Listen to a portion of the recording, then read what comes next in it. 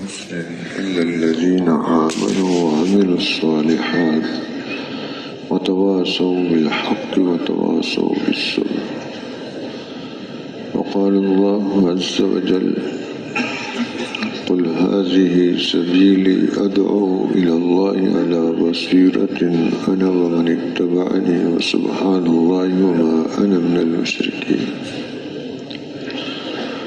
وقال النبي صلى الله عليه وسلم: الخلق عيال الله فأحب الخلق إلى الله من أحسن إلى عياله أو كما قال صلى الله عليه وسلم. محترم دوستوں اور بزرگوں، انسان کا سب سے بڑا مسئلہ وہ یہ ہے کہ یہ انسان حقیقی معنی میں انسان بن جائے۔ آج ہم نے اپنے مسائل بنائے ہوئے ہیں کہ جی پانی کا مسئلہ ہے، بجلی کا مسئلہ ہے، سڑک کا مسئلہ ہے، گیس کا مسئلہ ہے۔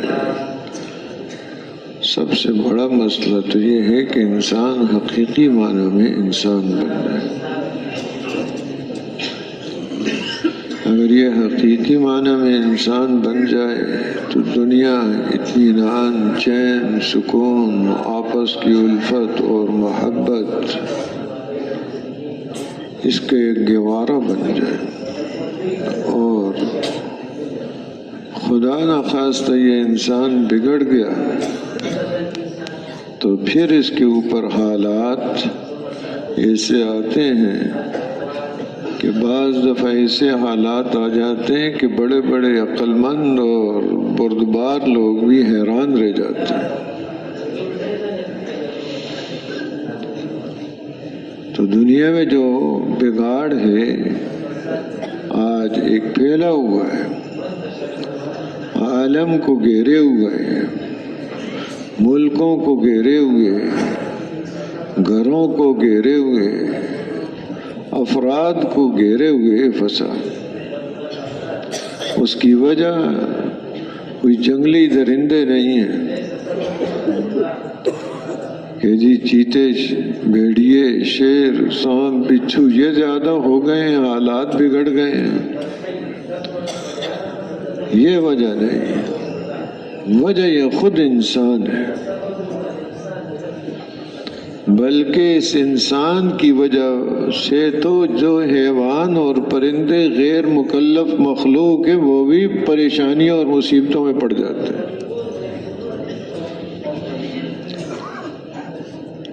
ایک آدمی نے حضرت ابو ہریرہ رضی اللہ تعالیٰ عنہ سے یہ بات کہی کہ ظالم ظلم کر کے اپنا ہی نقصان کرتا ہے، اپنے اوپر ظلم کر رہا ہے۔ نظر تو آ رہا ہے کسی اور کو مار رہا ہے، چھین رہا ہے مال اس سے اور اس کو قتل کر رہا ہے، تو اس نے کہا جی وہ اپنے اوپر حقیقت میں ظلم کر رہا ہے۔ ابو ہریرہ رضی اللہ عنہ نے فرمایا ہاں کیوں نہیں، بلا ایسے ہی کر رہا ہے، لیکن آگے بھی یہ ہے اس کے اثرات صرف اس پر نہیں پڑیں گے۔ انہوں نے فرمایا کہ ایک پرندہ خبارہ پرندہ اپنے دانے کی تلاش کے لیے قریب نہ ملے تو دور جاتا ہے اور دور جاتا ہے، حتیٰ کہ 1 مہینہ کی مسافت تک اڑ کے جاتا ہے اپنی روزی اور دانہ کی تلاش کے لیے، اور کوئی دانہ اس کو نہیں ملتا، واپس آ کر اپنے گھونسلے میں خشک اور بھوکا ہو کر مر جاتا ہے اس ظالم کے ظلم کی وجہ سے کہ ظلم کیا اس نے اور وہ پرندے بھوکے پیاسے مر رہے ہیں۔ تو وہ درندے فساد کا ذریعہ نہیں ہے، یہ انسان فساد کا ذریعہ ہے۔ ظہر الفساد فی البر والبحر بما کسبت ایدی الناس، کہ خشکی اور تری میں جو فساد ظاہر ہو رہا ہے اس کی وجہ کون ہے؟ انسان کے عمل ہے۔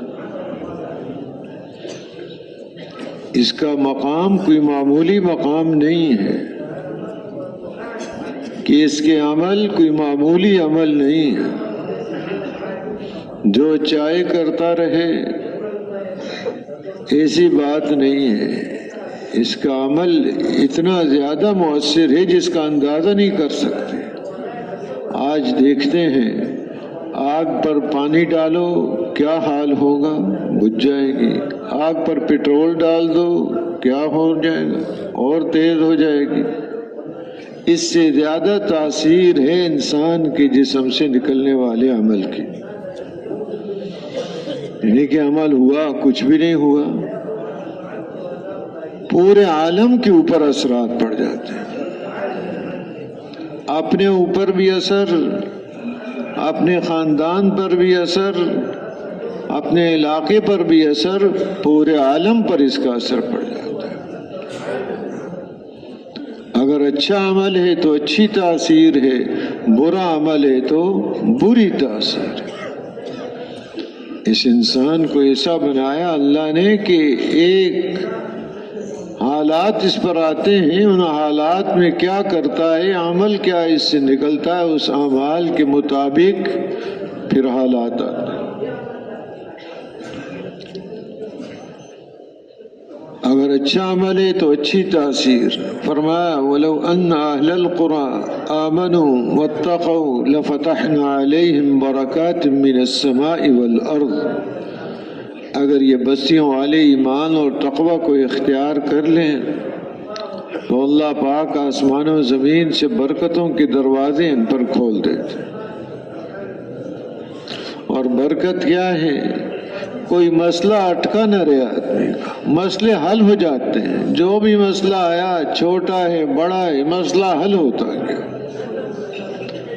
اور اگر برکتیں اٹھا دی جائیں تو چھوٹے چھوٹے مسئلے اس کے لیے ایک بہت بڑے مسئلے بن جاتے ہیں، پریشان کن ہو جاتے ہیں، سمجھ نہیں آتی اس کو، کیونکہ برکتیں اٹھ گئی ہیں۔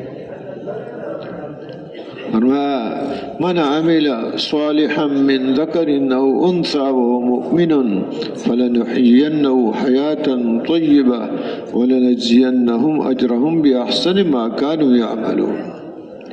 کہ جو آدمی بھی مرد ہے عورت ہے ایمان والا اچھے عمل کرتا ہے، اللہ پاک فرماتے ہیں ہم اس کی زندگی کو بہترین خوشگوار زندگی بنا دیتے ہیں، اور آخرت میں اس کو بہترین بدلہ عطا فرمائے۔ یہاں کی زندگی بھی اس کی خوشگوار اور آخرت کی زندگی بھی خوشگوار۔ اور اگر خدا نخواستہ دوسرا رخ اختیار کرتا ہے، یہاں کی زندگی بھی پریشانیوں میں پڑ جاتی ہے۔ فرمایا من اعرض عن ذکری فإن له معیشة ضنکا ونحشره یوم القیامة اعمی قال رب لم حشرتنی اعمی وقد كنت بصیرا قال كذلك اتتك آیاتی فنسیتها۔ فرمایا کہ جو میرے ذکر سے، اس قرآن سے، اس دین سے منہ موڑ لیتا ہے تو اللہ پاک فرماتے ہیں اس کی زندگی کو ہم تنگ کر دیتے ہیں۔ اسباب بہت ہیں لیکن زندگی تنگ ہے۔ بہت بڑا دھوکہ لگا ہوا ہے، ہم یہ سمجھ رہے ہیں کہ اسباب سے زندگی بنے گی، راحت، اطمینان، چین، سکون اس سے ملے گا، عزت اس سے نہ ہوگی، محبت اس سے پیدا ہوگی۔ بہت بڑا دھوکہ ہے۔ ایک ہے اسباب راحت، ایک ہے راحت۔ راحت اور چیز ہے، اسباب راحت اور چیز ہے۔ یہ دھوکہ لگ گیا، اسباب راحت کا نام راحت رکھ دیا، بہت بڑا دھوکہ ہے۔ ایک ہے حقیقی عزت، اور حقیقی عزت صرف اللہ کی طرف سے، باقی ایک دھوکہ ہے اور خود غرضیاں ہیں۔ جب تک جس کی غرض پوری ہوتی ہے وہ عزت کرتا ہوا نظر آتا ہے کہ جی بڑا عزت کر رہا ہے، لیکن وہ اپنی غرض کو سامنے رکھا ہوا ہے۔ ذرا بھی کسی کی غرض پر چوٹ پڑے وہ فوراً ہی منہ موڑ لے گا، یہ سمجھ رہا ہے کہ میری عزت ہو رہی ہے، اس کے پاس کوئی عہدہ منصب ہے، سمجھ رہا ہے اس میں عزت ہو رہی ہے، آج یہ ہے کل کوئی اور آئے گا، اس کو کوئی پوچھے گا بھی نہیں۔ بڑا مکان بڑی سواری ہے، سمجھ رہا ہے بڑی عزت ہو رہی ہے کہ لوگ بھی جھک جھک کے دیکھ رہے ہیں، وہ بھی بیچارے دھوکے میں، اس کو بھی دھوکے میں ڈالا ہوا ہے۔ وہ اس گاڑی کو اور اس عہدے کو اور منصب کو دیکھ رہے ہیں، اس مکان کو دیکھ رہے ہیں، کوئی اور بیٹھ جائے تو اس کو دیکھیں گے، پھر کوئی بٹھا دو اس میں۔ تو جن کے دلوں کے اندر اسباب کی قدر، قیمت، وقت، تو وہ اس طرح کر رہے ہیں، خود بھی دھوکے میں پڑے ہوئے ہیں دوسروں کو۔ عزت کے بارے میں فیصلہ فرما دیا، وَلِلَّهِ الْعِزَّةُ وَلِرَسُولِهِ وَلِلْمُؤْمِنِينَ۔ یہ عربی کے قرآن پاک کے الفاظ ہیں، اس میں حصر ہے کہ عزت صرف اللہ کے لیے، اللہ کے رسول صلی اللہ علیہ وسلم کے لیے اور ایمان والوں کے لیے، اور کسی کے لیے نہیں، نفی ہے باقی کے لیے، صرف اللہ کے لیے، اللہ کے رسول صلی اللہ علیہ وسلم اور ایمان والوں کے لیے۔ جب اور کسی کے لیے ہے ہی نہیں تو وہ عزت کہاں ہے؟ وہ تو عزت نہیں ہے، دھوکہ ہے صرف۔ جب آدمی نیک عمل کرتا ہے اللہ پاک اس سے محبت فرماتے ہیں، جبرائیل علیہ السلام سے فرماتے ہیں میں فلاں سے محبت کرتا ہوں، تم بھی اس سے محبت کرو، وہ اس سے محبت کرتے ہیں۔ پھر فرشتوں میں اعلان ہوتا ہے اللہ پاک فلاں سے محبت کرتے ہیں تم ان سے محبت کرو، اور فرشتے بے شمار ان کے دلوں میں اس کی محبت ڈال دی جاتی ہے۔ اب وہ زمین پر اترتے ہیں تو اعلان ہوتے ہیں، اب اس کی وجہ سے لوگوں کے دلوں کے اندر اللہ پاک محبت ڈال دیتے ہیں۔ باقی جو کوئی نظر آ رہا وہ محبتیں نہیں ہیں۔ آج بیوی بچوں کی غرضیں پوری نہ کریں تو وہ بھی چھوڑ جاتے ہیں کہ جی عزت کر رہے ہیں، محبت کر رہے ہیں، وہ کوئی نہیں، وہ غرض ہے اپنی۔ حقیقی محبت جو آتی ہے وہ اللہ کی طرف سے آتی ہے، کہ جس کے پیچھے کوئی غرض نہیں ہے، حقیقی محبت اللہ کی طرف سے۔ اور خدا نخواستہ زندگی بگڑ گئی تو پھر اللہ پاک جبرائیل علیہ السلام سے فرماتے ہیں فلاں آدمی سے میں بغض رکھتا ہوں، ناپسند کرتا ہوں اس کو، تم بھی اس سے بغض رکھو، وہ بھی اس سے بغض رکھتے ہیں۔ فرشتوں میں اعلان ہوتا ہے، فرشتے بھی اس سے بغض رکھتے ہیں۔ پھر زمین میں اعلان ہوتے ہیں، لوگوں کے دلوں کے اندر بھی، حتیٰ کہ زمین کے ٹکڑے بھی جب یہاں سے جاتا ہے تو کہتے ہیں شکر ہے یہ ایک مصیبت یہاں سے ٹل گئی، آگے چلا گیا۔ قبر بھی اسے کہتی ہے کہ تو جو میرے اوپر زمین پر چل رہا تھا سب سے برا آدمی تھا میرے ساتھ۔ ایک چیز پھیلا دی جاتی ہے کہ حالات بگڑ گئے تو ایسے جراثیم پھیل جاتے ہیں، اعمال بگڑ گئے کہ جس کا اندازہ کوئی نہیں۔ جسے کہتے ہیں نا وبا پھیل گئی ہے، بیماری پھیل گئی ہے، ہر آدمی متاثر ہے اس سے۔ تو اعمال جب برے ہوتے ہیں ایسے برے جراثیم ہیں اس کے کہ ہر آدمی پر اثر پڑتا ہے، پورے عالم پر اس کے اثرات پڑتے ہیں کہ عمل ایسے ہیں یہ چیز۔ اور یہ وعدے ہیں اور حقائق ہیں، کوئی ایسی بات نہیں ہے۔ پہلی امتیں آئیں، اسباب تھے ان کے پاس، تجارت کے بڑے سامان ہیں، باغات کھیتی باڑی کے بڑے انتظامات ہیں، پانی کے بڑے انتظامات ہیں، جسمانی قوتیں بہت بڑی ہیں، صنعت و حرفت میں بڑے ماہر ہیں کہ پہاڑوں کو تراش کر مکان بنا لیے انہوں نے، کہ آج تک دیکھ کر دنگ ہو رہے ہیں کہ بھئی یہ کیسے بنائے انہوں نے، یہ پتھر اٹھائے کیسے انہوں نے۔ لیکن وہ کیا ہے، بگڑ گئے جب ان کے اعمال، حالات ایسے بگاڑ دیے اللہ نے کہ عبرت بنا دیا ان کو۔ تو محترم دوستو بزرگوں، قرآن پاک میں یہ حقائق بیان ہوئے ہیں۔ عمل بگڑ گیا، کوئی طاقت بچا نہیں سکتی پھر اس کو۔ فرمایا حضرت عبداللہ ابن عباس رضی اللہ تعالی عنہما نے، ما ظہر الغلول فی قوم الا القى اللہ فی قلوبہم الرعب۔ جس قوم میں بھی خیانت پائی جاتی ہے اللہ پاک ان کے دلوں میں رعب ڈال دیتے ہیں، وہ ڈرے ہوئے رہتے ہیں، مرعوب رہتے ہیں، جرأتیں ان کی ختم۔ دیکھیں ہم بڑے بہادر ہیں، جری ہیں، اندر یہ بیماری ہے خیانت کی، جرأت ہو ہی نہیں سکتی۔ اور فرمایا ولا فشى الزنا فی قوم الا کثر فیہم الموت۔ جس قوم میں زنا پھیل جاتا ہے موت کثرت سے واقع ہوتی ہے۔ موتیں جو کثرت سے واقع ہوں گی وہ بیماری یہ ہے بڑی۔ فرمایا ولا نقص قوم المکیال والمیزان الا قطع عنہم الرزق۔ جو قوم بھی ناپ تول میں کمی کرتی ہے ان کا رزق کاٹ دیا جاتا ہے، برکتیں اٹھا لی جاتی ہیں، حلال ملنا بند ہو جاتا ہے۔ یہ سمجھے کہ میں نے آج اتنا بچا لیا ہے، اتنا کم تول کے دیا ہے۔ 50 گاہک آئے تھے، ہر ایک کو تھوڑا تھوڑا کم کر کے اتنا بچا لیا، ان کا اتنا نقصان نہیں کیا جتنا اپنا نقصان کیا۔ اور فرمایا ولا حکم قوم بغیر حق الا فشا فیہم الدم۔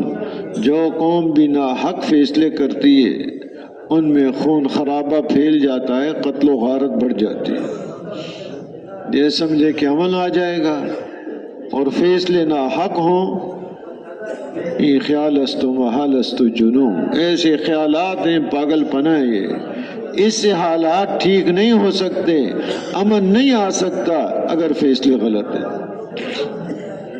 اور فساد پھیلے گا۔ فرمایا ولا خطر قوم بعہد الا سلط علیہم العدو۔ جو قوم بھی وعدہ خلافی کرتی ہے ان پر دشمن کو مسلط کر دیا جاتا ہے۔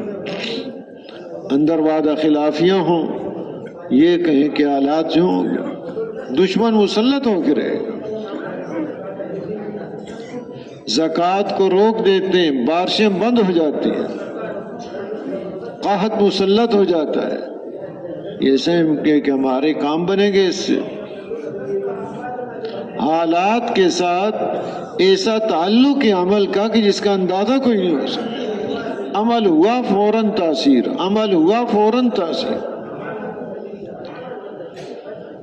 حسن بصری رحمۃ اللہ علیہ یا سفیان ثوری رحمۃ اللہ علیہ، ان دو بزرگوں میں سے کسی ایک کا واقعہ ہے۔ کسی نے دعوت کی اور اس دعوت میں 3 اور آدمیوں کو بھی بلایا۔ یہ وقت پر پہنچ گئے اور وہ 3 میں سے 2 آئے، ابھی ایک نہیں آیا۔ اس ایک کا انتظار کر رہے ہیں۔ تو وہ جو 2 آدمی تھے آپس میں کہنے لگے وقت ہو گیا، آیا نہیں ہے۔ ایک نے کہا کہ وہ موٹا ہے، موٹا ہے، چلنے میں دیر لگی۔ اگر کسی کو تحقیر کے لیے یہ موٹا کہہ دیا، ٹھگنا کہہ دیا، تو یہ تو جیسے حضور صلی اللہ علیہ وسلم کا فرمان کہ قصیر القامہ کہا حضرت عائشہ رضی اللہ تعالیٰ عنہ نے، تو فرمایا ایسا کلمہ کہا کہ سمندر میں ڈال دیا جائے تو سارا سمندر خراب ہو جائے، پورے سمندر کے اوپر اثرات۔ جب اتنا بڑا سمندر اس سے متاثر ہو سکتا ہے تو انسان کا دل وہ کتنا متاثر ہوگا، دل کا کیا حال ہوگا۔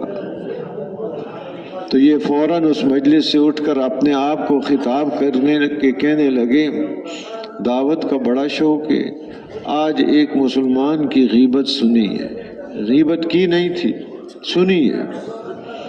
اور آتا ہے المغتاب والمستمع شریکان فی الاثم، دونوں گناہ میں شریک ہے، گناہ غیبت کرنے والا بھی اور غیبت سننے والا بھی۔ یہ حال ہے۔ اب انہیں فکر لگ گئی اپنے دل کی کہ میرے دل کا کیا بنے گا. غیبت سننا کان کے بارے میں آتا ہے حدیث پاک میں، اما الاذن فقمع، کان تو ایک کیف ہے. کیف جو پیپا بوتل کے اوپر رکھ دیتے ہیں بوتل کے منہ پر تاکہ اس کے اندر تیل ڈالیں سیدھا بوتل میں جائے گا.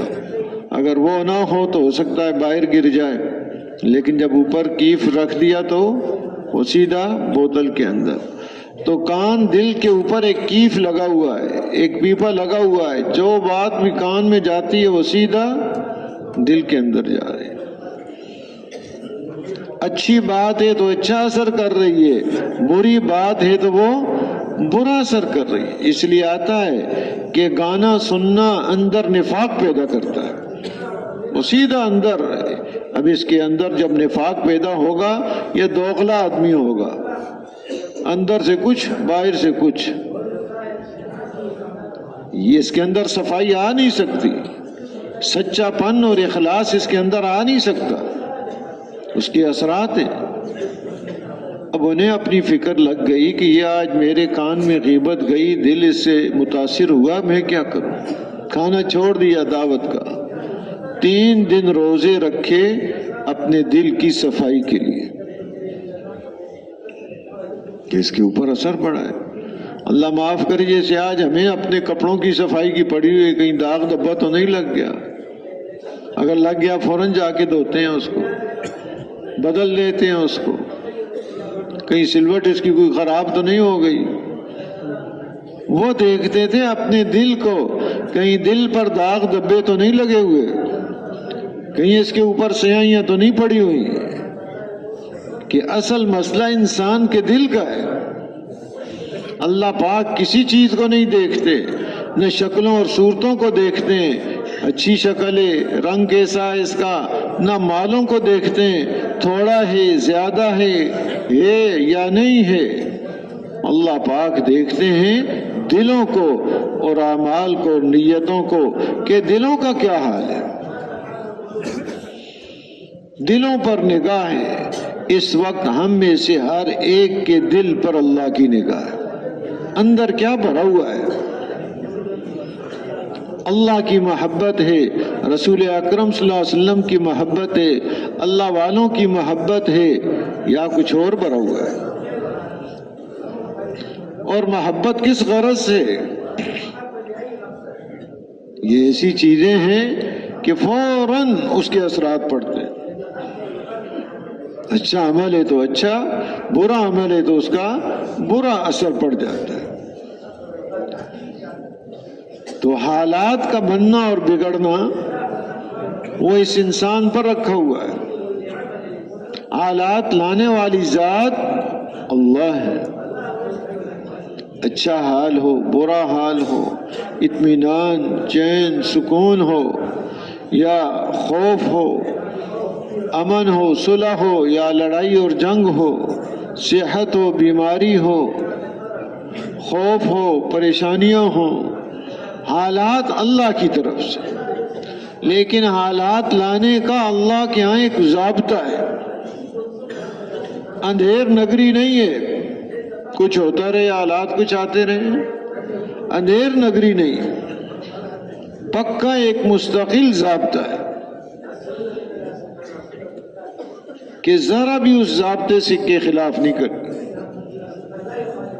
ایمان اعمال ہے اندر، تقوی ہے، صبر ہے، حالات ظاہری نقشہ کچھ ہی نظر آ رہا ہے، یہ انسان کامیاب ہے. اور اگر یہ اندر کی چیزیں بگڑی ہوئی ہیں، جسم سے نکلنے والے اعمال بگڑے ہوئے ہیں، ظاہر نقشہ بنتا ہوا نظر آ رہا ہے، یہ انسان ناکام ہے. قارون کا ظاہری نقشہ بنا ہوا نظر آ رہا تھا، جب اپنی زیب و زینت اور مال کے ساتھ نکلتا، خزانے کی کنجیاں اتنی زیادہ کہ بڑی جماعت بھی وہ کنجیاں اٹھاتے ہوئے تھک جاتی تھی، تو تالے کتنے ہوں گے، خزانے کتنے. اب لوگ بھی اسے دیکھ کے کہنے لگے یا لیت لنا مثل ما اوتی قارون انہ لذو حظ عظیم، کاش ہمارے پاس بھی ہوتا جیسے اس کو ملا ہوا، یہ تو بڑے نصیبے والا ہے. اللہ معاف کرے، اب بڑا نصیبہ اس کو کہا جا رہا ہے۔ تو یہ قصے بیان ہوئے کہ یہ حالات یہاں بھی آ رہے ہیں، یہ نہیں کہ وہ حالات ختم ہو گئے۔ یہ چیزیں کہ آج بھی دنیا کہہ رہی ہے، کسی کو مل گیا حلال حرام، کوئی تمیز کی یا نہیں کہ یہ بڑے نصیبے والے، نہیں پتہ نہیں کیا ہے۔ قال الذين اوتوا العلم ويلكم ثواب الله خير لمن آمن وعمل صالحا ولا يلقاها الا الصابرون۔ علم والے جو دنیا سے بے رغبت، انہوں نے ان کو سمجھایا تمہاری ہلاکت ہو، یہ کیا باتیں کہہ رہے ہو؟ اللہ کی طرف سے جو ثواب ملنے والا ہے اس آدمی کو جو ایمان والا اور اچھے عمل کرتا ہے وہ بہتر ہے۔ ہاں یہ دولتیں انہی کو ملتی ہیں جو صبر کرنے والے ہیں، جمنے والے ہیں، نیکیوں پر برابر اس تمام کے ساتھ عمل کرنے والے، گناہوں سے ہمیشہ بچنے والے، کوئی حالات مصیبت پریشانی آتی ہے اس پر صبر کرتے ہیں، برداشت کرتے ہیں، اجر کی امید رکھتے ہیں۔ تو یہ دولتیں ان کے لیے کہ جو اللہ کی طرف سے ثواب ملتا ہے وہ بہتر ہے۔ اب یہ ظاہری نقشہ اس کا بنا ہوا ہے، اب حال جب پکڑ کا آیا اس کا، زمین کے اندر دسنا شروع ہو گیا، سارا خزانہ اور مال بھی اس کے اوپر رکھ دیا کہ یہ سمجھے کہ بعد والوں کو مل جائے گا، کوئی تقسیم کر لیں، یہ تباہی کا ذریعہ ہے۔ اس کے اوپر رکھا، قیامت تک زمین میں دھستا رہے گا اپنے حصے میں۔ تو ظاہری نقشہ کچھ ہے، فرعون کا ظاہری نقشہ بنا ہوا نظر آ رہا ہے، اور اس نقشے کی طرف دعوت بھی دے رہا ہے، لوگوں کو بھی بے وقوف بنا رکھا اس نے۔ غلط بات سنتے سنتے بعض دفعہ آدمی اس کو ٹھیک سمجھتا ہے، ہوتی ہے وہ غلط اور باطل ہے۔ وہ قوم میں اعلان کر رہا ہے، ونادى فرعون في قومه قال يا قوم أليس لي ملك مصر وهذه الأنهار تجري من تحتي أفلا تبصرون أم أنا خير من هذا الذي هو مهين ولا يكاد يبين فلولا ألقي عليه أسورة من ذهب أو جاء معه الملائكة مقترنين فاستخف قومه فأطاعوه إنهم كانوا قوما فاسقين۔ اعلان کر کے کہہ رہا ہے کہ اے میری قوم دیکھو تو صحیح، کیا میرے پاس ملک مصر نہیں ہے، میرے پاس یہ نہریں نہیں ہیں، اور آگے دیکھنا فلا تبصرون، دیکھتے نہیں ہو، یعنی کہہ رہا ہے دیکھو تو صحیح۔ کامیابی کی یہ چیزیں ہیں، ملک کا مل جانا، نہروں کا پاس ہو جانا، کامیابی کا مدار اس پر ہے۔ اور اپنی اکڑ اور تکبر میں آ کر سیدنا موسیٰ علیہ السلام کو مہین کہہ رہا ہے، نعوذ باللہ کی گھٹیا آدمی ہے۔ یہ ان چیزوں پر فخر کر رہا ہے کہ ان کے پاس کیا ہے، نہ سونے کے کنگن ہے، نہ کوئی لشکر ہے۔ یہ میرے پاس سونے کے کنگن ہے، لشکر ہے، یہ چیزیں، یہ باتیں کر کر کے اپنی قوم کی بھی عقل مار دی، اور وہ تھے ہی فاسق۔ اس لیے کہتے ہیں ہر بات نہیں سننی چاہیے، اپنا خیال رکھنا چاہیے کہ جی ہر جگہ ہر سوراخ میں انگلی داخل کرے گا تو کہیں سانپ ہوگا، کہیں بچھو ہوگا۔ تو ہر بات سنے کی جی سمجھ رکھنے، بات باطل کی سنتے سنتے عقل مار دی جاتی ہے اور باطل کو حق سمجھنے لگ جاتا ہے۔ اور یہ آتا ہے جب امر بالمعروف چھوڑ دیا جاتا ہے، اچھی بات کا حکم کرنا، بری بات سے منع کرنا، تو پھر حالات ایسے بدل جاتے ہیں کہ لوگ معروف کو منکر سمجھنا شروع کر دیتے ہیں اور منکر کو معروف سمجھنا شروع کر دیتے ہیں۔ جو اچھی بات ہے اس کو نعوذ باللہ برا سمجھ رہے ہیں، اور جو بری بات ہے اس کو اچھا سمجھنا شروع کر دیتے ہیں۔ لیکن جب امر بالمعروف اور نہی عن المنکر بتایا جا رہا ہے، یہ نیک کام ہے، یہ اچھا کام ہے، اس کو کرو، اس میں فائدہ ہے دنیا اور آخرت کا، ایک بات سامنے آتی رہتی ہے، بتایا جا رہا ہے یہ خطرناک کام ہے، اس میں یہ عذاب ہے، اس میں یہ سزا ہے، دنیا کی بھی آخرت کی بھی پریشانیاں ہیں۔ اب آدمی کے ذہن میں ایک بات آتی رہتی ہے، یہ اچھی بات ہے، یہ معروف ہے اور یہ منکر ہے، اور اگر کہنا ہی چھوڑ دیا جائے تو پھر حالات ایسے ہو جاتے ہیں کہ الٹا ہی معاملہ ہو جاتا ہے، پھر سمجھ نہیں آتی۔ اس لیے کہ ایک مبارک محنت ہے کہ چیز سامنے آتی رہے، پتہ چلتا رہے کہ کیا معروف ہے کیا منکر ہے، ورنہ پتہ ہی نہیں چلے گا۔ بتاتے رہیں، روکتے رہیں یہ چیز ٹھیک نہیں ہے، کہ ہاتھ کی طاقت ہے تو ہاتھ سے روکے، زبان کی طاقت ہے تو زبان سے روکے، ورنہ دل سے برا سمجھے۔ اگر منکر دیکھتے ہوئے دل کے اندر کوئی پریشانی اس کو لاحق نہیں ہوئی تو فرمایا یہ تو آخری درجہ یہ بھی نہیں ہے۔ کوئی منکر بھی سامنے آیا، اب دل کے اندر پریشانی، بھئی یہ کیا ہوگا، پریشان ہو جائے، یہ اپنے آپ کا اندازہ آدمی لگا سکتا ہے کہ کیا حال ہے۔ اس لیے ایک محنت ہے کہ چیز سامنے آتی رہے۔ جیسے بعض بچے مٹی کھانا شروع کر دیتے ہیں، چھوٹے بچے، والدین روکتے ہیں اس کو، مٹی نہ کھا، کچھ تھپڑ لگا دیا، کہیں روک دیا، کہیں ڈانٹ دیا، کہیں کچھ ہو گیا تو اس کے اندر ڈر پیدا ہو جاتا ہے یہ مٹی کھانا نقصان کی چیز ہے، اور اگر والدین نہ روکیں تو کیا حال ہوگا، اس کو تو مزہ آ رہا ہے اور اندر بیماریاں کیڑے پڑ رہے ہیں۔ تو یہی حال ہے، روکتے رہیں، بتاتے رہیں یہ چیز ہے اللہ کے پسند کی، اور یہ چیز ہے اللہ کو جو پسند نہیں ہے، جس کی وجہ سے پریشانیاں، بیماریاں، مصیبتیں آئیں گی، تاکہ متنبہ رہے انسان۔ بہت بڑی اس کی ضرورت ہے انسان کی۔ تو عرض یہ کر رہا تھا کہ حالات ظاہری نقشہ کچھ بھی بنا ہوا ہو، دار و مدار اس کے اندر کی کیفیت اور جسم سے نکلنے والے اعمال پر۔ اب ظاہری نقشہ فرعون کا یہ بنا ہوا ہے، اتنا آ گیا تکبر میں کہ انا ربکم الاعلی کا دعویٰ کر دیا، لیکن اب جب پکڑا گیا حقیقت اس وقت اس پر کھل گئی۔ اب اس وقت کہنے لگا میں ایمان لایا، خود بھی غرق ہوا، پوری قوم کو بھی غرق کر، لیکن اس وقت کا ایمان کوئی معتبر نہیں، اس وقت سے پہلے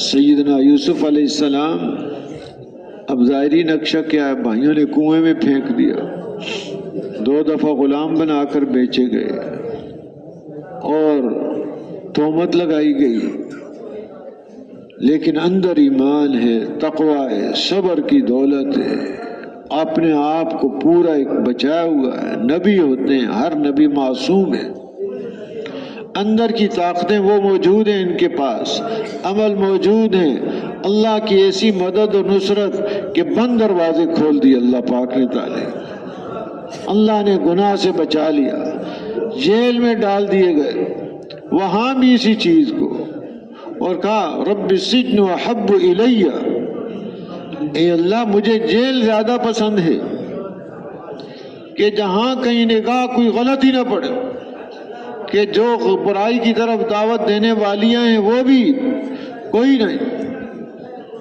وہاں جا کر بھی دعوت دے رہے ہیں۔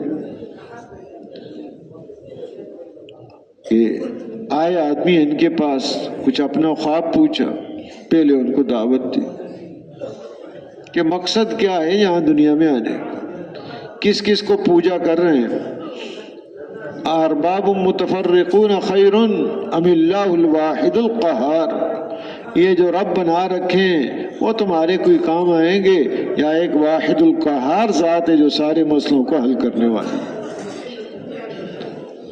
اب اندر ہے، کوئی پرسان حال نہیں ہے، پردیسی آدمی جیل کے اندر پڑا ہوا ہے، کوئی مقدمہ لڑے ان کا کوئی ہے ہی نہیں پوچھنے والا، لیکن نظام اللہ کا چلتا ہے، اصل نظام اللہ کا ہے، بندوں کا نظام کچھ نہیں۔ بادشاہ کو خواب دکھائی، بادشاہ نے اپنے ساتھیوں سے تعبیر پوچھی، وہ کہنے لگے اضغاث و احلام، ایسے ہی خیالات ہیں، آپ کے خواب کی کوئی حقیقت نہیں ہے۔ اس کو تسلی نہ ہوئی، یوسف علیہ السلام سے خواب کی تعبیر پوچھی، انہوں نے تعبیر بھی بتا دی اور تدبیر بھی بتا دی کہ حالات ایسے آئیں گے، ان حالات میں کیا کرنا ہوگا۔ تو بادشاہ نے کہا ایسا قیمتی آدمی ہے اور ہم نے جیل میں ڈال رکھا ہے، ائتونی بھی، لاؤ میرے پاس ان کو، کہ ایسے آدمی کو تم اپنے پاس رکھیں، اس سے فائدہ اٹھائیں۔ سیدنا یوسف علیہ السلام باہر نہیں آئے۔ جب بلایا گیا ان کو، پہلے تو لوگ کیا باہر لوگوں میں کیا مشہور کر رکھا، فَاسْأَلُوا مَا بَالُ النِّسْوَةِ اللَّاتِي قَطَّعْنَ أَيْدِيَهُنَّ، کہ جن عورتوں نے اپنے ہاتھ کاٹ لیے تھے ان سے پوچھیں مسئلہ کیا۔ اب جب بات پوچھی گئی، حق واضح ہو گیا، عزیز مصر کی بیوی زلیخا وہ بھی کہنے لگی الآن حصحص الحق انا راودت عن نفسه وانه لمن الصادقین، اب حق واضح ہو گیا ہے، میں نے اپنی طرف ان کو بہلایا پھسلایا تھا، لیکن میرے جال میں یہ نہیں پھنسے، یہ سچے لوگوں میں سے، حق واضح ہو گیا، نبی ہے۔ توجہ اللہ کی طرف ہے، اپنی طرف نہیں ہے۔ یہ صفات اور کمال جو اللہ پاک عطا کرتے ہیں ہر آدمی کو، انبیاء علیہ الصلاۃ والسلام کو وہ کون عطا کرتے ہیں؟ اللہ ہی عطا کرتے ہیں۔ اللہ کی طرف توجہ۔ اب اس نے کہا کہ ان کو میں خالص اپنے لیے رکھوں گا، استخلص نفسی، بادشاہ کہنے لگا۔ اب انہوں نے دیکھا جو حالات آنے والے ہیں اور حالات میں کوئی نظام ٹھیک چلانے والا نہ ہو، ویسے تو کسی چیز کا مطالبہ کرنا منع ہے، مجھے یہ عہدہ دے دو، مجھے یہ منصب دے دو، پھر اس کو اسی کے حوالے کر دیا جاتا ہے، مدد نہیں کی جاتی۔ ہاں جب اس کے سپرد کر دیا جائے پھر اللہ کی طرف سے اس کی مدد ہوتی ہے، راہبری کی جاتی ہے۔ اب یہ جب آتا ہے حال ایسا کوئی کہ اس مقام پر عہدے پر کوئی کام کرنے والا نہیں ہے اور انسانیت کے حقوق ضائع ہوں گے، انسانیت کا نقصان ہوگا، تو اس میں فرماتے ہیں کہ پھر ایسے آدمی کو جو یہ کام کر سکتا ہو اپنے آپ کو پیش کرنا، یہ اس کے لیے اجر کا باعث ہے اور ضروری ہے، ورنہ لوگ کہوں گے کہ حقوق ضائع ہو جائے۔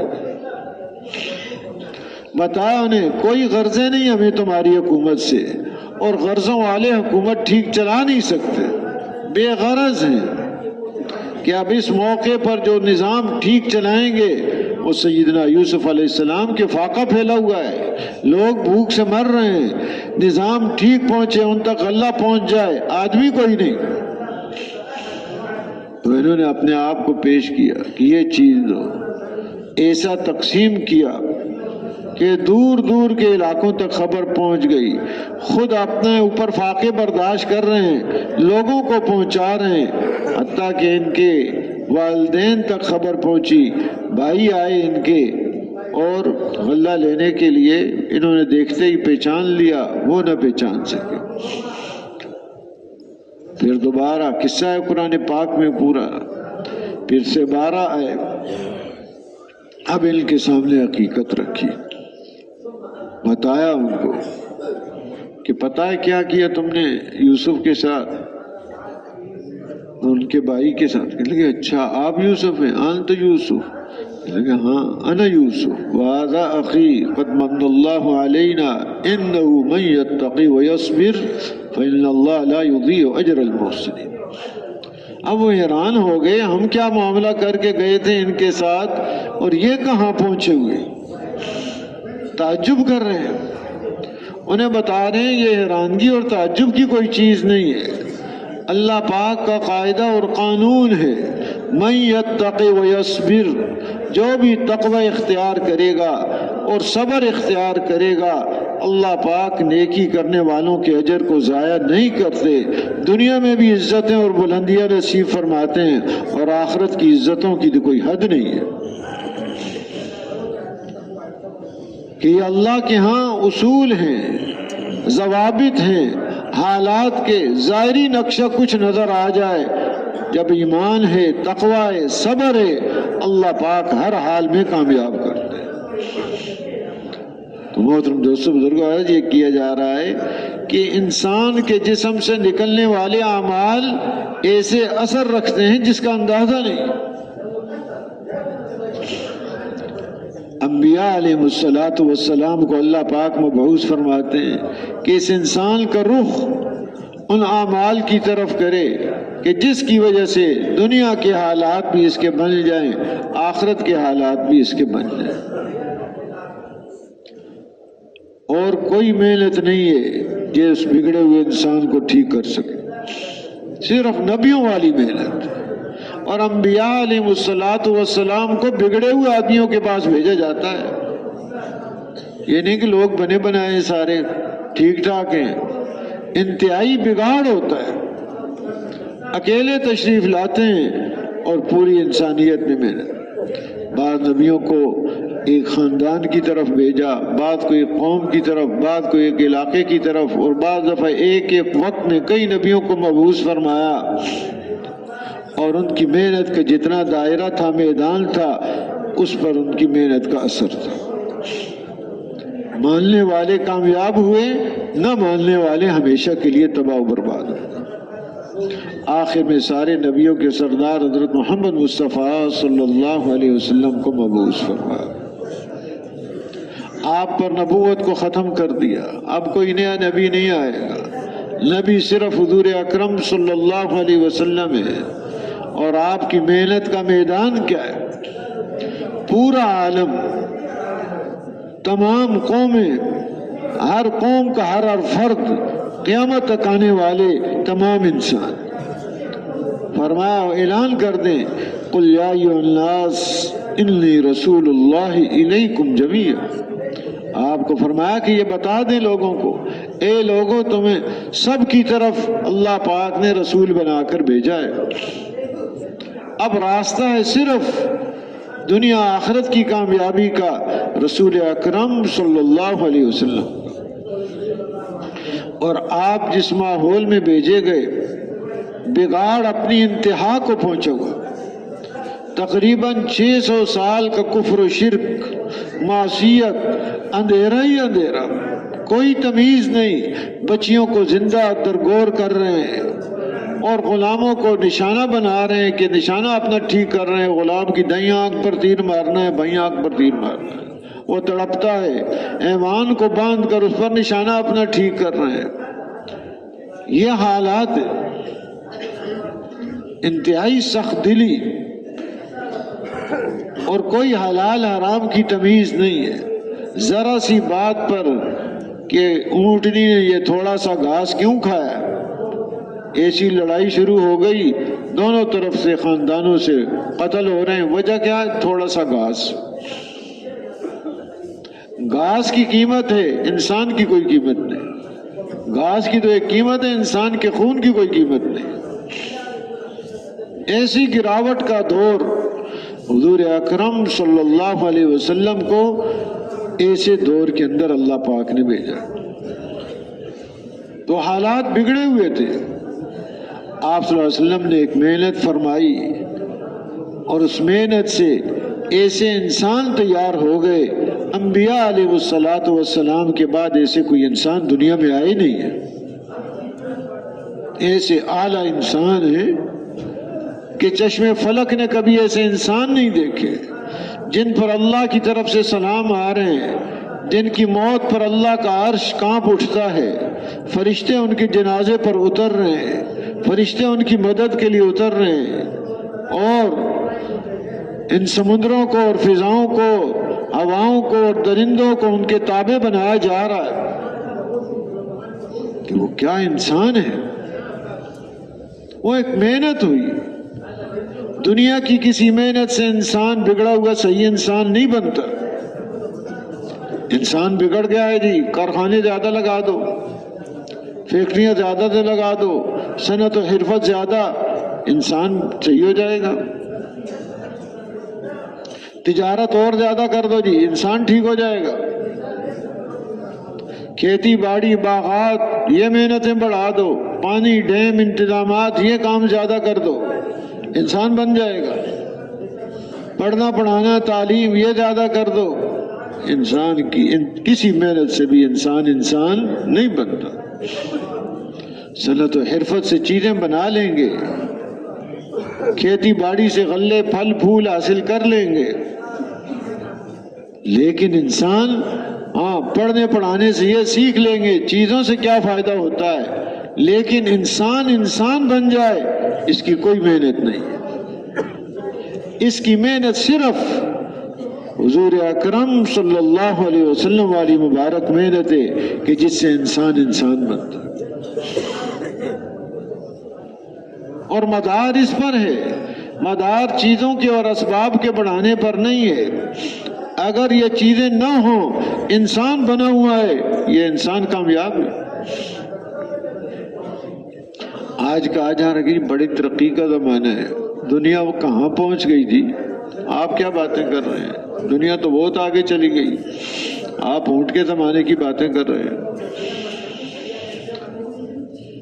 تو یہ چیزیں زیادہ کر لی ہیں، ایک تو یہ دھوکہ لگ گیا ہے، چیزوں کی کثرت کو کامیابی سمجھا ہے، نئی ایجادات کو ہی کامیابی سمجھ رہا ہے۔ حالانکہ ان چیزوں کا ملنا یہاں دنیا میں دو طریقے پر ہے، ایک ہے اللہ پاک راضی ہو کر دیں، اور ایک ہے ناراض ہو کر دیں۔ ان کی تو کوئی قیمت نہیں۔ راضی ہو کر دیتے ہیں تو برکتیں ہیں۔ وَلَوْ أَنَّ أَهْلَ الْقُرَىٰ آمَنُوا وَاتَّقَوْا لَفَتَحْنَا عَلَيْهِمْ بَرَكَاتٍ مِّنَ السَّمَاءِ وَالْأَرْضِ۔ آسمان و زمین کی برکتیں ایمان اور تقوی پر کھول دیتے ہیں۔ اور دوسرا معصیت پر ملے تو اس کو کہتے ہیں استدراج، یہ ڈھیل ہے، یہ مہلت ہے۔ اس کو نہ سمجھے کہ کوئی مہربانیاں ہو رہی ہیں اللہ کی طرف سے، یہ ڈھیل دی جا رہی ہے۔ مچھلی کو پکڑنا ہے، کانٹے میں گوشت کا ٹکڑا لگا دیا، دریا میں پھینک دیا، مچھلی دیکھا بڑا اچھا ٹکڑا ہوا ہے، وہ تو اس کو پکڑنے کے لیے جو ہی منہ ڈالے گی پکڑ لیا جائے گا اور پھر کاٹ کے پکایا جائے گا اس کو۔ چوہے کے لیے پنجرے میں روٹی پر دیسی گھی خوشبودار لگا دیا، وہ بھی تو بڑا خوشبودار گھی ہے جی، بڑا مزہ ہے اس کا، تو وہ تو کس کام کے لیے؟ اس کو پکڑنے کے لیے۔ فرمایا فَلَمَّا نَسُوا مَا ذُكِّرُوا بِهِ فَتَحْنَا عَلَيْهِمْ أَبْوَابَ كُلِّ شَيْءٍ حَتَّى إِذَا فَرِحُوا بِمَا أُوتُوا أَخَذْنَاهُمْ بَغْتَةً فَإِذَا هُمْ مُبْلِسُونَ۔ کہ جو نصیحت کی گئی جب اس کو بھول گئے تو اللہ پاک فرماتے ہیں ہم نے ہر چیز کے دروازے کھول دیے، لے لو۔ نصیحت بھولے ہوئے، لے لو چیزیں۔ حتیٰ اذا فرحوا بما اوتوا، یہاں تک کہ ان چیزوں کے اندر اترانے لگ گئے، ہمارے پاس یہ ہے، ہمارے پاس یہ، اترانا اور تکبر کرنا اور فخر کرنا شروع کر دیا۔ اخذناہم بغتۃ، فرمایا اچانک ہم ان کو پکڑ لیتے ہیں، فاذا ہم مبلسون، پھر حیران ہو جاتے ہیں یہ کیا ہو گیا، ہمارے پاس تو یہ اسباب تھی، یہ کہاں سے؟ حیران ہو جاتے ہیں۔ تو ایک اس طریقے سے ملنا، ایک برکتوں کے ذریعے اعمال ایمان تقوی پر صبر پر ملنا، وہ ہے اللہ کی طرف سے برکت ہے، وہ پریشانیاں اٹھانے کا ذریعہ اور یہ پریشانیاں اترنے کا ذریعہ، وہ پریشانیاں ختم ہونے کا ذریعہ، یہ پریشانیاں لانے کا ذریعہ، تو دو طرح سے ملتا ہے۔ تو یہ چیزیں جو پڑھایا جا رہا ہے کہ ان چیزوں سے کیسے فائدہ اٹھایا جائے، ساری محنت اس پر ہو رہی ہے، اور کہہ رہے ہیں یہ ترقی کا زمانہ ہے، چیزوں کی کثرت کو، نئی چیزوں کے وجود میں آنے کو ترقی کا زمانہ سمجھ لیا۔ انسان کہاں پہنچا ہے، اس کا کیا حال ہے؟ چیزوں کی کثرت کو ترقی کہہ دیا۔ انسان تو حضور صلی اللہ علیہ وسلم نے فرمایا بہترین زمانہ خیر القرون قرنی ثم الذین یلونہم ثم الذین یلونہم، ترقی کا زمانہ سب سے زیادہ حضور اکرم صلی اللہ علیہ وسلم کا زمانہ ہے کہ جس میں انسان بنے ہوئے تھے، کہ حد کوئی نہیں. ایسے اندر ایثار، جود و سخاوت، خود بھوکے رہ رہے ہیں، چراغ بجھا رہے ہیں، مہمان کو کھانا کھلا رہے ہیں. انسان ایسے بنے ہوئے. مدینہ منورہ میں لوگ آ رہے ہیں دین سیکھنے کے لیے. مرد بھی آ رہے ہیں، عورتیں بھی آ رہی ہیں. عورتوں کو عورتوں کے حوالے کر دیا جاتا ہے، وہ سیکھ رہی ہیں، اور مرد کو مرد سکھا رہے ہیں. حضور صلی اللہ علیہ وسلم کچھ عرصہ کے بعد ان کو پوچھتے ہیں، امتحان لیتے ہیں. اگر اس قابل ہو گئے کہ ضرورت کی جو چیز تھی وہ سیکھ لی تو اپنے علاقے میں بھیج دیتے ہیں. اور سیکھنا بہت آسان تھا کیونکہ چیز عمل میں موجود تھی. عمل میں جو چیز وجود میں ہو اس کا سیکھنا بہت آسان ہے. ماحول ایک بنا ہوا تھا، جلدی سیکھ جاتے تھے. اور وہ کہتے تھے ہم آئے ان لوگوں کے پاس، انہوں نے ہمیں عمدہ عمدہ کھانے کھلائے، نرم نرم بسترے دیے، اور ہمیں اللہ کا دین بھی سکھایا. مولانا سید احمد خان صاحب رحمۃ اللہ علیہ فرماتے تھے باہر سے لوگ آ رہے ہیں دین سیکھنے کے لیے. مدینہ منورہ میں کوئی ہوٹل نہیں تھا کہ جی ہوٹل کھول دو، باہر کے لوگ آ رہے ہیں. ہاں ہوٹل تو خود غرضیاں ہیں، خود غرضیوں کے اڈے ہیں. اپنے پاس سے کھلا رہے ہیں، وہ خود بھوکے رہ کے کھلا رہے ہیں مہمانوں. اور فرماتے تھے مدینہ منورہ میں کوئی مکان کرائے پر نہیں تھا کہ جی باہر کے لوگ آ رہے ہیں کوئی کمرے بنا لو، گھر بنا لو تاکہ ان سے کرایہ وصول کریں گے. ان کے اوپر خرچ کر رہے ہیں، نہیں کہ باہر سے آنے والوں سے کرایہ وصول کریں گے. خرچے ان لوگوں کے بڑھتے جا رہے ہیں. اللہ کے راستے میں جانے کا خرچہ، ان مہمانوں پر خرچہ، اور ادھر کمائیوں کا وقت کم ہو رہا ہے، باغات متاثر ہو رہے ہیں، بڑھتے ہی جا رہے ہیں. اور جب یہ مہمان جو باہر سے آنے والے ہیں واپس جا رہے ہیں تو اپنی طرف سے ہدیے بھی ان کو دے رہے ہیں، ان کو سکھا بھی رہے ہیں دین بھی اور اپنی طرف سے دے بھی رہے ہیں. اور اللہ نے ایسی برکتیں نازل فرمائے. اب تبوک کے موقع پر جا رہے ہیں، قرضے چڑھے ہوئے ہیں. منافقین کہہ رہے ہیں کدھر جا رہے ہو؟ ادھر باغ تیار ہیں کھجوروں کے. بتایا یہ روزی چھوڑ کے جا رہے ہیں، کدھر جا رہے ہو؟ کہا رزاق کی طرف جا رہے ہیں، روزی جس کے قبضے میں ہے. یہ باغ روزیاں دینے والا نہیں ہے، روزی دینے والی ذات اللہ ہے. اللہ نے ایسی برکت ڈالی کہ کھجور ختم ہی نہیں ہوئی، ساری دنیا میں جا رہی ہے. اللہ نے ان کی چیزوں کے اندر برکت. جب اللہ کے نام پر یہ چیزیں قربان کی جاتی ہیں. منافقین کہہ رہے ہیں بڑا گرمی کا زمانہ ہے، نہ نکلو، ادھر ہی ٹھہرو. لا تنفروا فی الحر، حکم آ گیا ان کو بتاؤ، اس کو گرمی سمجھ رہے ہیں. قل نار جہنم اشد حرا، جہنم کی گرمی بڑی سخت ہے، اس سے بچنے کا انتظام کرنا ہے. یہ تو آج گزر جائے گی، یہاں کی سردی بھی گزر جائے گی، گرمی بھی گزر جائے گی، وہاں بڑا سخت مسئلہ ہے.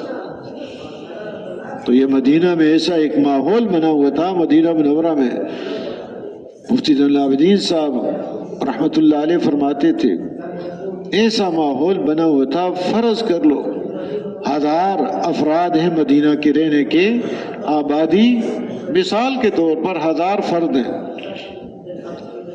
ہر 999 کا جذبہ ایک کی زندگی بنانے کے اندر لگا ہوا تھا کہ یہ ایک، ہر آدمی اس کے بارے میں ہے.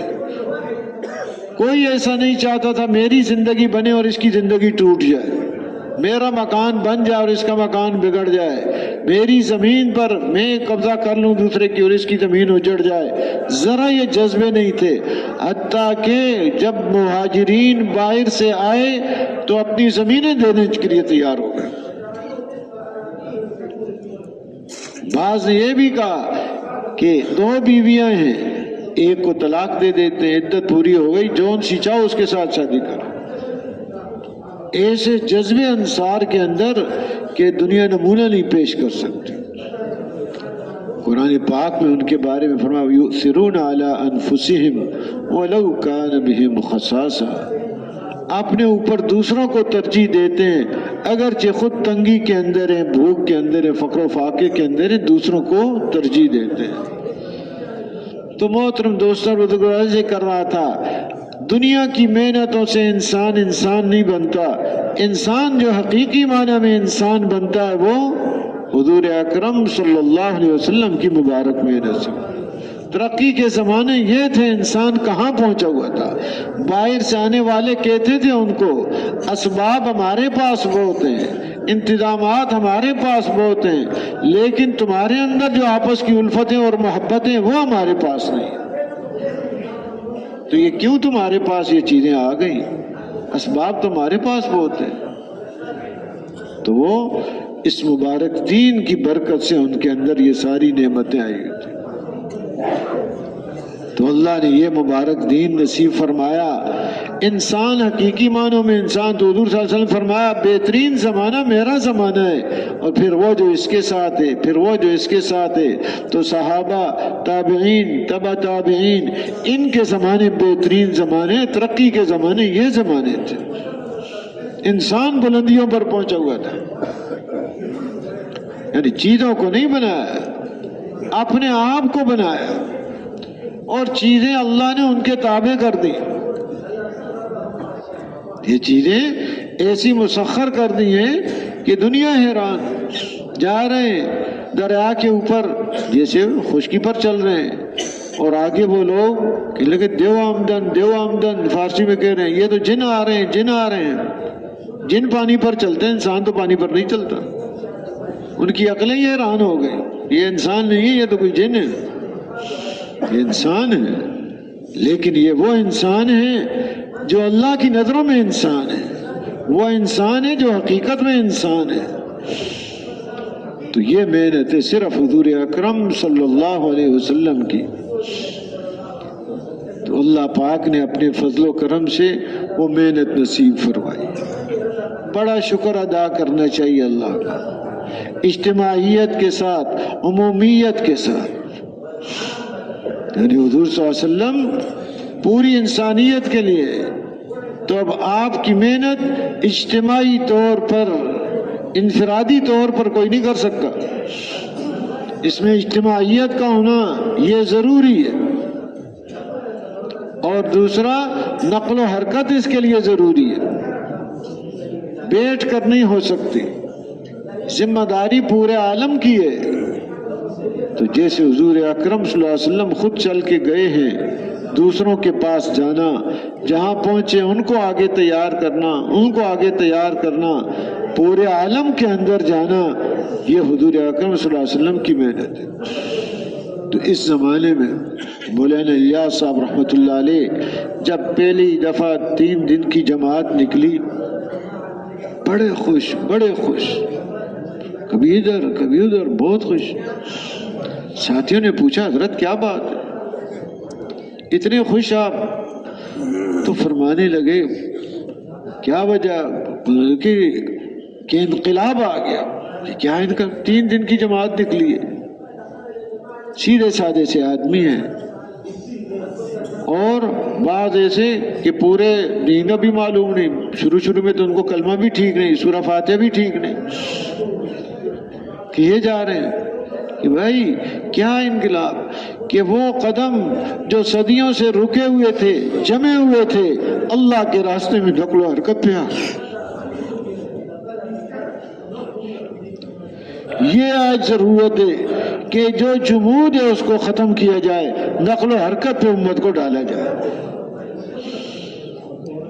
جو بھی نقل و حرکت کرتے ہیں بات ان کی چلتی ہے، باطل والے نقل و حرکت کریں تو باطل کی بات چلے گی۔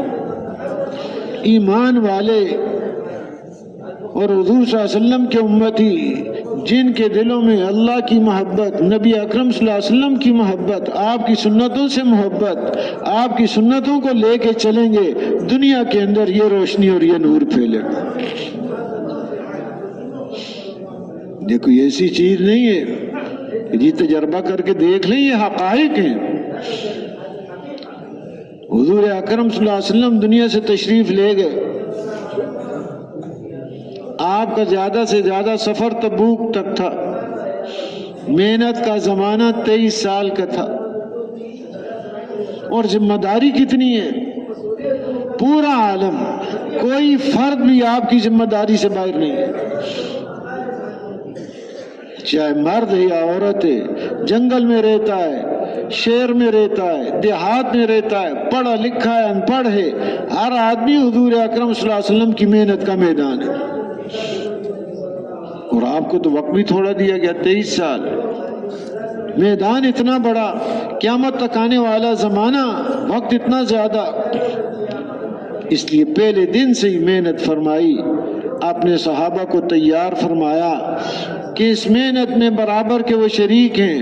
حضرت بکر صدیق رضی اللہ عنہ محنت کر کے اپنے ساتھ اپنے تعلق والوں کو لے کر آ رہے ہیں آپ کی خدمت میں، دوسرے صحابہ جا رہے ہیں اور اپنے تعلق والے، اور ام شریک رضی اللہ تعالی عنہ مستورات میں جا رہی ہیں، گھروں میں جا رہی تھی اور ان کو دعوت دے رہی تھی۔ انہوں نے کہا ان کو یہاں سے نکالو، اپنے میکے چھوڑ کے آ جاؤ۔ باندھا، رسیوں سے باندھ کے اونٹ پر سوار کیا، اب لے کے جا رہے ہیں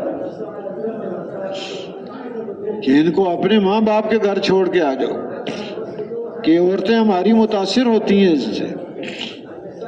اور ادھر اب وہ خود تو کھا پی رہے ہیں، کہیں آرام کا وقت آتا ہے تو درخت کے سائے میں آرام کرتے ہیں اور ان کو دھوپ پر چھوڑ دیتے ہیں، بھوک پیاس نڈھال ہو گئے۔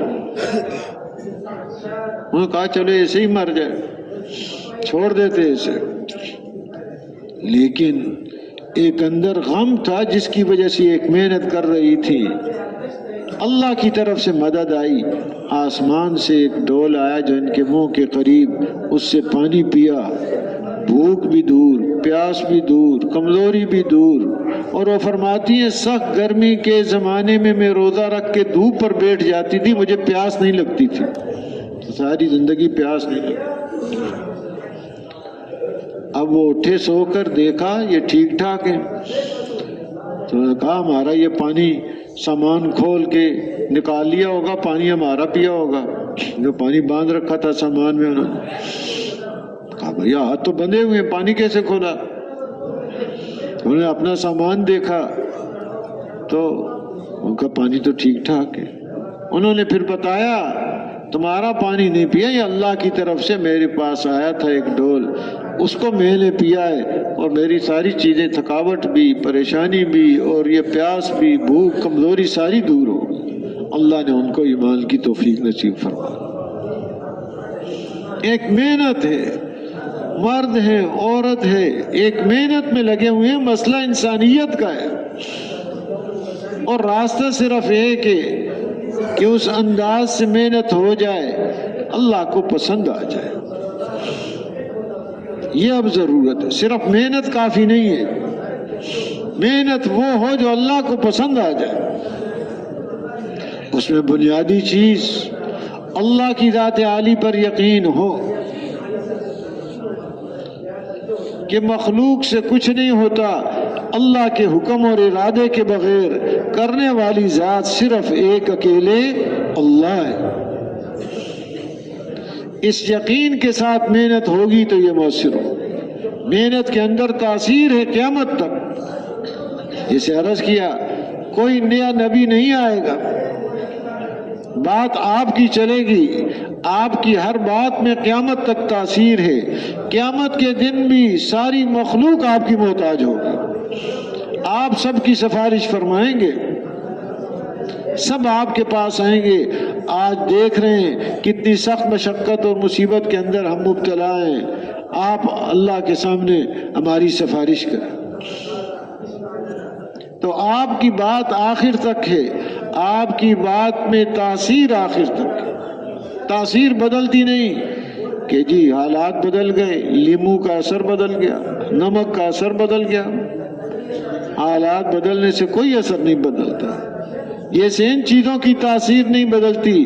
حضور اکرم صلی اللہ علیہ وسلم کی مبارک محنت کی تاثیر بھی یہی ہے کہ انسان کو ہدایت نصیب ہو جائے، انسان حقیقی معنی میں انسان بن جائے، اس کی تربیت ہو جائے، اندر سے بری صفات ختم ہو جائیں، اچھی صفات سے یہ آراستہ ہو جائے، اندر کینہ، حسد، بغض، دنیا کی محبت اور لالچ، دنیا کی ہرس، کفر و شرک، ان ساری گندگیوں سے پاک ہو جائے، ایمان، یقین، اللہ کی ذات عالی پر توکل اور اعتماد، صبر و شکر، صفت احسان، یہ دولتیں اس کو نصیب ہو جائیں، اس کا راستہ صرف ایک ہی ہے۔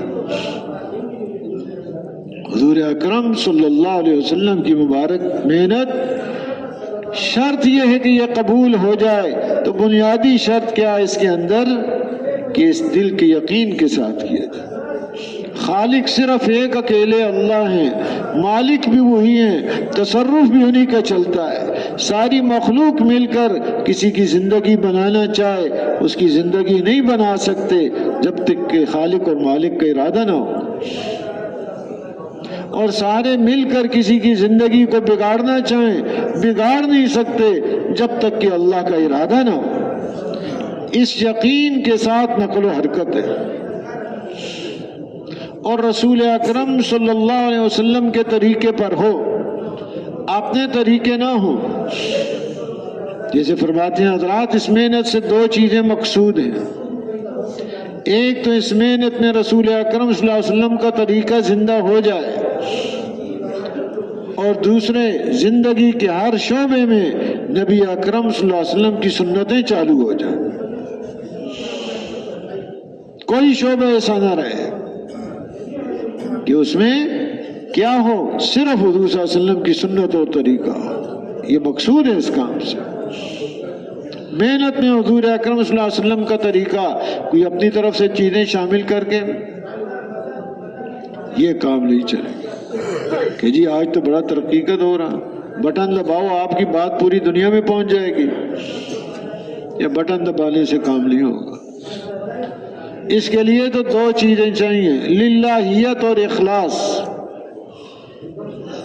للہیت اور اخلاص اور قربانی۔ قربانی اب مشین دے گی، گرمی میں گشت کرنا ہے، جانا ہے، کون قربانی دے گا؟ وہ مشین کو بھیج دیں گے، جا تو، اس سے تو اور پیچھے چلا جائے گا۔ اثر جو پڑتا ہے، انبیاء علیہ الصلوۃ والسلام جو پہلے انہوں نے دعوت دی اپنی قوم کی، لفظ ان کا کیا ہوتا تھا؟ یا قوم اعبدوا، اے میری قوم اللہ کی عبادت کرو۔ حضور اکرم صلی اللہ علیہ وسلم کا کیا لفظ تھا؟ یا ایھا الناس قولوا لا الہ الا اللہ تفلحوا۔ پوری انسانیت کو آپ خطاب کر رہے ہیں کہ اے لوگو، لا الہ الا اللہ کہہ لو، دنیا آخرت میں کامیاب ہو جاؤ گے۔ یہ دعوت کے بول، یہ دعوت کے الفاظ انبیاء علیہ الصلوۃ والسلام کے اور خاتم النبیین صلی اللہ علیہ وسلم کا دعوت کا یہ بول صرف بول نہیں ہوتے تھے، ان کے پیچھے ایک بہت بڑی قربانی ہوتی تھی، بہت بڑی قربانی ہے۔ دعوت کے بول کے ساتھ پیچھے ایک بڑی قربانی ہے۔ انبیاء علیہ الصلوۃ والسلام کی قربانیاں اندازہ نہیں۔ سیدنا نوح علیہ السلام ایک دو دن کا مسئلہ نہیں ہے، سال کا مسئلہ نہیں ہے، یہاں تو 950 سال، دن کو رات کو ان کے مجمع میں اکیلے آہستہ آواز سے، بلند آواز سے، اور آگے سے وہ کیا کرتے ہیں؟ استقبال کر رہے ہیں، آگے سے ایسی حرکتیں کرتے ہیں کہ اگلے کا دل چاہتا بات ہی نہ کرے۔ کلما فرماتے ہیں کہ جب بھی ان کو دعوت دی، دعوتم لتغفر لہم، انہی کے لیے دیے، وہ دعوت جو دے رہے انہی کے فائدے کے لیے، اللہ بخشش فرما دے ان کی، کہ سب سے بڑا مسئلہ ہر ایک کا کیا ہے؟ اللہ معاف کر دیں۔ پکڑا گیا تو پھر بڑی مصیبت میں آ گیا۔ دعوت اس لیے دے رہے ہیں کہ اللہ پاک ان کو معاف کر دیں۔ یہ آگے سے کیا کرتے ہیں؟ جعلوا اصابعهم فی آذانهم واستغشوا ثیابهم واصروا واستکبروا استکبارا، کانوں میں انگلیاں ڈال لیتے ہیں اور چہرے پر پردہ ڈال لیتے ہیں۔ اب کسی سے بات کرو، کانوں میں انگلیاں ڈال دیں، دل کرے گا بات کرنے کے؟ آدمی کہا چھوڑو اس کو بھائی، دوسرے کے پاس جاؤ. چہرے پہ پردہ ڈال دیا، دیکھنا ہی نہیں چاہتے، یہ چھوڑو دوسرے کے پاس جاؤ. سیدنا نوح علیہ السلام ایسی اندر شفقت، ایسی خیر خواہی، وہ جانتے ہیں اگر یہ بخشش ان کی نہ ہوئی، ہمیشہ کی پکڑ ہو گئی تو تباہیوں کے اندر جائیں گے. یہ ساری چیزیں برداشت کر رہے ہیں لیکن ان کو دعوت دے رہے ہیں. اسی طرح ہر نبی، ان کی دعوت کے پیچھے بہت بڑی قربانی ہے، اس قربانی سے آگے کام چلتا ہے. حضور اکرم صلی اللہ علیہ وسلم غزوہ احد کے موقع پر 70 صحابہ شہید ہو گئے. حضور اکرم صلی اللہ علیہ وسلم بھی زخمی ہیں. اب گھر گھر ایک منظر قائم ہے، حالات ہیں. حضرت عائشہ رضی اللہ تعالیٰ عنہ نے پوچھا اس سے زیادہ سخت دن بھی آپ پر آیا ہے کوئی؟ آپ نے ارشاد فرمایا ہاں، طائف کا دن اس سے زیادہ سخت تھا. کیسا سخت ہے کہ مار رہے ہیں، صرف نہیں کہ 2-4 کئی میل تک آپ کو پتھر مارتے رہے. زخمی ہے اور نبی کے خون کا ایک قطرہ، پوری انسانیت اس کے بدلے میں کوئی قیمت نہیں ہے اس کی اللہ کے نزدیک.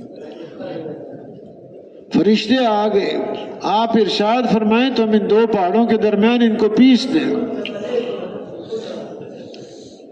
لیکن آپ کیا فرما رہے ہیں کہ میں اللہ کی ذات عالی سے امید کرتا ہوں اگر یہ ایمان نہیں لاتے تو ان کی نسلوں میں ایسے پیدا ہو جائیں جو ایک اللہ کی عبادت کریں اور اللہ کے ساتھ کسی کو شریک نہ ٹھہرائیں. دائی پر امید ہوتا ہے،